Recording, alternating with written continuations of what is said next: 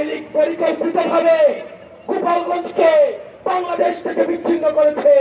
আপনাদেরকে সাথে নিয়ে আমরা একসাথে কায়দা এবং ইনসাফে বাংলাদেশ গঠন করব।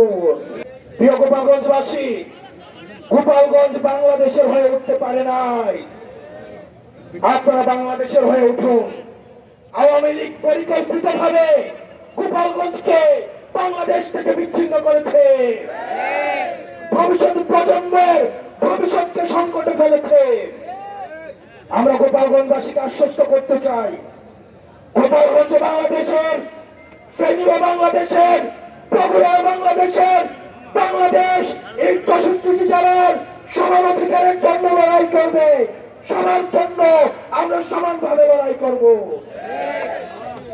প্রিয় গোপালগঞ্জবাসী, আমরা আপনাদেরকে আহ্বান জানাবো, আপনাদেরকে আমরা জালিমের শাসন থেকে মুক্ত করেছি।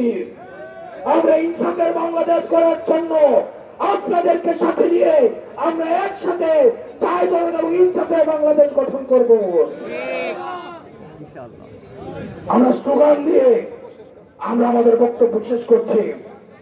এই গোপালগঞ্জের মুজিববাদীদের মাটিতে দাঁড়িয়ে আমরা ঘোষণা করছি, ওই মুজিববাদের আস্তানা ভেঙে দাও, গুড়িয়ে দাও, মুজিববাদের আস্তানা ভেঙে দাও, গুড়িয়ে দাও। ইনকিলাব, ইনকিলাব, জিন্দাবাদ, জিন্দাবাদ, মুজিববাদ, মুজিববাদ, মুর্দাবাদ, মুর্দাবাদ, মুর্দাবাদ, মুর্দাবাদ, মুজিববাদ, মুজিববাদ, মুজিববাদ, মুজিববাদ, মুর্দাবাদ, মুর্দাবাদ, ইনকিলাব, ইনকিলাব, জিন্দাবাদ, জিন্দাবাদ। কোথায় কোথায় বাংলা ছাড়, বাংলা কি তোর বাংলা, এই দেশ আমার দেশ, বাংলাদেশ, বাংলাদেশ, ইনকিলাব, ইনকিলাব, জিন্দাবাদ, জিন্দাবাদ, মুজিববাদ, মুজিববাদ, মুর্দাবাদ, মুর্দাবাদ, এনসিপি, এনসিপি, জিন্দাবাদ, জিন্দাবাদ।